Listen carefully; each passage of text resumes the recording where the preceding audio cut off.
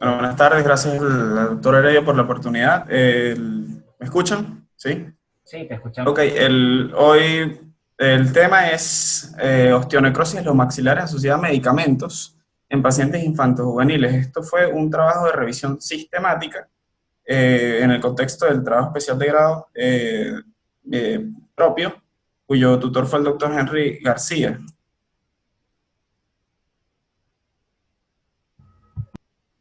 Ok. Eh, lo primero que tenemos que saber es que el paciente pediátrico tiene unas cualidades muy particulares, pues está sujeto a un proceso de crecimiento y un proceso de desarrollo, que no son lo mismo, es aumento de tamaño y de especialización o diferenciación de estructuras y de sistemas y aparatos que lo hacen muy particular. Por lo tanto, el paciente pediátrico no se puede considerar como un paciente o un adulto pequeño. Eso es muy importante desde el inicio, ¿ok? El tejido óseo, que es el tejido al cual estamos abocados en este día, es un tejido conectivo altamente dinámico, especializado, que tiene tres funciones básicas, que son proporcionar soporte mecánico para la actividad muscular, proteger a los tejidos y órganos internos y es el repositorio de la homeostasis sistémica mineral, principalmente del calcio, ¿ok? Eh, Tiene una fase celular que está compuesta por osteocitos, que son células que fueron en algún momento osteoblastos y se quedaron inmersas en el tejido, que tienen prolongaciones citoplasmáticas y cuya principal función es la de mantener la masa ósea y traducir la mecanotransducción de las fuerzas que son ejercidas sobre la masa ósea. Tenemos al osteoblasto, que es la célula formadora, eh, y tenemos al osteoclasto, que es la célula que resorbe hueso, y ambas mantienen un balance, tanto de aposición como de resorción ósea. Y esto es parte del remodelado óseo normal. También tenemos células que son las células osteogénicas o células madres, de las cuales por proceso de diferenciación van a dar lugar a las células osteoblásticas. Los osteoclastos tienen un linaje distinto que ya vamos a ver, ¿ok? Aparte tenemos matriz extracelular, principalmente compuesta por fibras colágenas y cristales o una fase inorgánica compuesta por cristales minerales, principalmente hidroxiapatitos. El osteoclasto, que es la célula a la cual estos medicamentos que vamos a hablar un poco más adelante actúan sobre el osteoclasto. Hay un micrófono. La forma de Silenciar el pensar que micrófono. cada uno tenía mucho que... Listo, Ok. adelante. El osteoclasto es una célula proveniente de colonias de macrófagos, ¿ok? Por varias moléculas como el RAN ligando, algunas interleuquinas, él va a ir diferenciándose desde una fase quiescente y mononucleada a una fase multinucleada y activa, ¿ok? Este último paso desde el osteocito quiescente al activo, principalmente lo modula en la interacción entre el RAN ligando y el receptor, ¿ok? Es una célula, como ya dije, multinuclear gigante que tiene un borde en cepillo hacia la parte, hacia lo que está en contacto con el tejido óseo se une a través de integrinas a la matriz del tejido óseo, valga la redundancia, y a través de bomba de protones produce un medio ácido y de esta manera realiza su función de resorción. ¿Ok?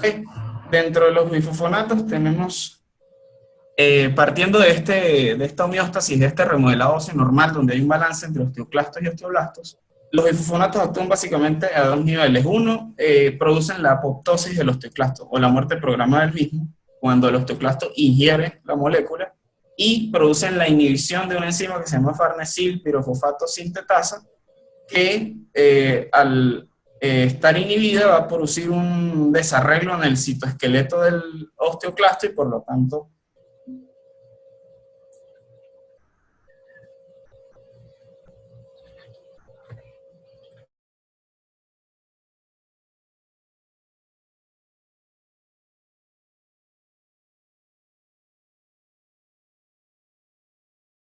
por lo tanto, va a crear un nicho o va a crear las condiciones necesarias para que este tejido o este tumor crezca, ¿ok?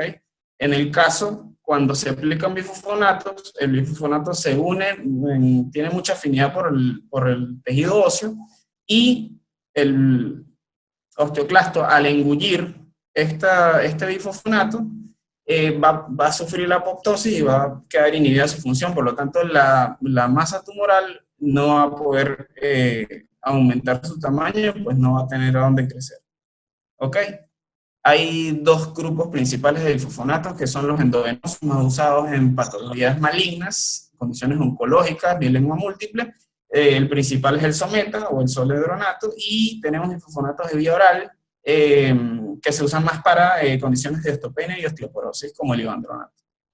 Hay un segundo grupo de fármacos, que es el denosumab, que es un inhibidor selectivo del RAN ligando. Por lo tanto, al unirse a este RAN, pues va a inhibir la función del osteoclasto por otra vía, pero básicamente el resultado es el mismo.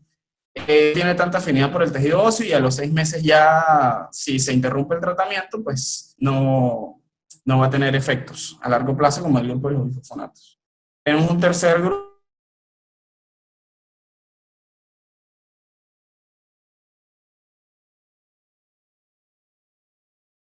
nitinib, y estos también son terapias usadas en pacientes oncológicos. ¿Ok? Un poco de historia: los primeros reportes de esta patología datan del 2003, de los doctores Wang y Marx. Estos 3 primeros estudios que vemos en negrita tienen la característica de y realizaron biopsias y observaron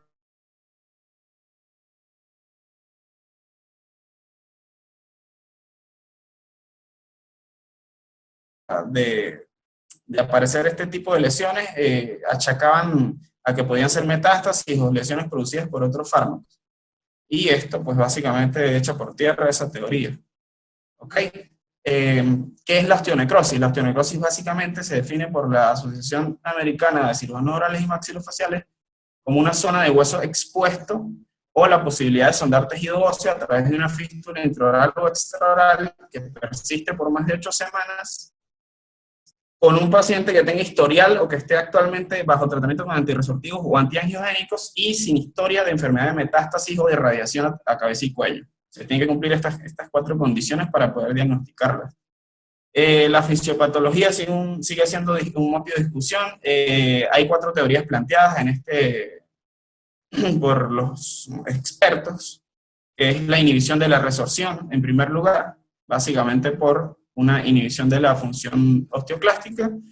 Se va a dar las lesiones de necrosis avascular. ¿Por qué en el proceso alveolar? Porque al haber un desequilibrio en el balance entre la actividad osteoblástica y osteoclástica, las zonas más afectadas son las de alto recambio, y principalmente el proceso alveolar en la mandíbula y maxilar son las zonas con más alto recambio óseo en todo el organismo. Hay una segunda teoría que trata de la inflamación e infección. Básicamente se han aislado biopelículas complejas a nivel de la superficie del tejido expuesto en este tipo de lesiones, y predomina la presencia de actinomyces. Por eso se cree que esta puede ser una hipótesis. También la inhibición de la angiogénesis, básicamente al inhibir el riego sanguíneo o el aporte sanguíneo al hueso, pues vamos a crear las condiciones favorables para la aparición de las lesiones de osteonecrosis. Y también se habla de la toxicidad sobre el tejido blando. Mediante estudios in vitro se ha demostrado que células epiteliales en contacto con tejido óseo que posea o que esté embedido en bifosfonatos sufren apoptosis o la rancia. ¿Okay? Entonces esto también es una cuarta teoría que se plantea sobre la fisiopatología de la osteonecrosis asociada a medicamentos. Como ya expliqué al inicio, este estudio fue una revisión sistemática. Las revisiones sistemáticas básicamente se encargan de resumir gran cantidad de literatura en un solo artículo, y son instrumentos muy válidos para el desarrollo de guías de prácticas clínicas y para mantenerse actualizado, pues no tenemos que leer tanta cantidad de literatura. Okay, las revisiones sistemáticas se basan en una lista de comprobación PRISMA, que básicamente es un checklist donde se evalúan varios puntos, desde título hasta incluso discusión o cómo fueron los fondos para realizar los estudios. Se basa en un diagrama de flujo que tiene fase de identificación, cribado, elegibilidad e inclusión, donde de un gran número de registros o de artículos en la literatura vamos haciendo un filtrado hasta obtener finalmente el número de los que se van a incluir en el estudio y de los que se va a hacer el análisis a texto completo. Las revisiones sistemáticas forman parte del pináculo de la pirámide de evidencia junto con los metaanálisis, ¿ok? Y nos valemos de una pregunta pico que básicamente es un acrónimo donde P es la definición del problema paciente y la intervención, C es la comparación, si procede, no en todos casos, y O es los resultados, ¿ok? Entonces, en nuestro caso, la pregunta fue la siguiente: ¿representa un riesgo la osteonecrosis asociada a medicamentos en pacientes infantojuveniles tratados con medicamentos antirresortivos o antiangiogénicos en diversas patologías? Como criterio de inclusión, elegimos artículos en inglés y español, con población infantojuvenil, bajo tratamiento con antirresortivos antiangiogénicos, que hayan reportado o hayan evaluado posibles casos de osteonecrosis de los maxilares, y se incluyeron varios tipos de estudios, incluyendo series de casos y reportes de casos por la escasa literatura sobre este tema en pacientes infantojuveniles. Criterios de exclusión, pacientes de población adulta en idiomas diferentes al inglés y al español, que no tuvieron posibilidad de acceso a texto completo, y se excluyeron revisiones de la literatura. Planteamos varios términos de búsqueda, donde lo hicimos en inglés y en español. Esto es la manera en cómo fuimos buscando en las bases de datos y en revistas indexadas de alto impacto. Realizamos a todos los artículos que fueron incluidos una evaluación de sesgo con varios instrumentos, como este de la Clínica Mayo, por ejemplo, para reportes de casos, y otros aplicados a otro tipo de estudio, como los estudios de cohorte o los estudios de tipo retrospectivos. ¿Ok? ¿Cuáles fueron los resultados? Estos son los resultados de la evaluación de sesgo, donde obtuvimos 5 artículos con un alto riesgo de sesgo por la baja calidad metodológica. ¿Ok? Posterior a todo el filtrado de los artículos de 2.792, terminamos con 29 artículos, ¿ok? Todos estos datos de estos artículos fueron baseados en una hoja de Excel, donde desde el título de estudio, el sexo del paciente, promedio de edad, medicamento, tiempo de uso, número de dosis, vías de administración, todos estos datos súper importantes para poder llegar a unas conclusiones fueron baseados en una tabla de datos. El 55% de los estudios en este artículo, en esta revisión, que fueron 29 en total, 16 fueron estudios de cohorte. ¿Okay? No hubo diferencias estadísticamente significativas entre los sexos, 40% masculino, 36% femenino, de un total de 1.595 pacientes. De esos 1.595, 1.192 estuvieron bajo tratamiento con antirresortivos. ¿Por qué? Porque en algunos casos habían controles donde no estaban sometidos a tratamiento. ¿Ok? El promedio de edad de nuestros pacientes fue de 11.65 años, con un rango de 0 a 32, porque en algunos artículos mezclaban tanto pacientes infantojuveniles como pacientes adultos. El tiempo de uso del medicamento es muy importante en este punto. Llegamos a evidenciar un promedio de 4.21 años. Cuando discutimos este punto, y vamos a lo que dice la Asociación Americana de Cirujanos Maxilofaciales, dice que la curva o que la duración del tratamiento antirresortivo, mientras más largo sea, pues más el riesgo del establecimiento de las lesiones de osteonecrosis. Ellos estadifican, o por ejemplo, en pacientes con patología maligna expuestos a solendronato o denosumab, establecen un riesgo de 1.3 en pacientes con denosumab y de 1.8 en pacientes con solendronato. Los pacientes que fueron expuestos a bifosfonato sin el establecimiento de esta patología, el promedio de tiempo de uso del medicamento fue 3.5 años. En contraparte, los pacientes que fueron sometidos a bifosfonatos y que sí desarrollaron las lesiones de osteonecrosis, el promedio fue de 4.4 años. Se establece un aumento a partir de los 4 años de tratamiento. Nuestra población de 4.21 años pudiese estar en un riesgo teórico o en un alto riesgo teórico de desarrollar este tipo de la lesión, pues de la osteonecrosis como tal. Las indicaciones para la terapia antirresortiva de 717 pacientes fue la indicación principal, osteogénesis imperfecta. Es un factor súper importante la indicación de la terapia antirresortiva. ¿Por qué? Por ejemplo, en pacientes con patología maligna, la prevalencia está en el 1%, quiere decir de 100 casos por 1000 pacientes. Cambia o disminuye bastante en pacientes con osteoporosis, es del 0.1 paciente, disminuyendo 10 casos por 1000 pacientes. En nuestra data no tenemos, la principal indicación no fue ni la patología maligna ni la osteoporosis, aunque sí tenemos casos que comparten el segundo y tercer lugar. Por lo tanto, no podemos hacer una comparación entre pacientes infantiles y adultos, y esto representa una limitante para la comparación de riesgos en estas dos poblaciones. Eso es súper importante. Se usó medicación concomitante en prácticamente todos los estudios, incluyendo corticosteroides. Cuando discutimos este punto, establecemos, o la Asociación Americana establece que los corticosteroides y los antiangiogénicos, cuando se suman a bifosfonatos o denosumab, aumentan el riesgo de desarrollar osteonecrosis de los maxilares.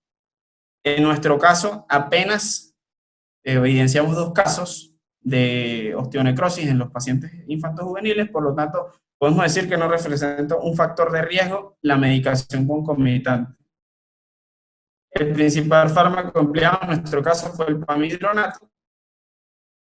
Respecto a las dosis acumulativas, que es un ítem muy importante evaluar en los pacientes para establecer riesgo, en estos artículos hubo múltiples esquemas y no se pudo hacer una estandarización de las dosis acumulativas. Por ejemplo, tenemos estos artículos donde no habían datos, estos donde los datos son escasos, aquí donde se basaron en esquemas por edad y en otros por esquemas dependiendo de la tolerancia del paciente.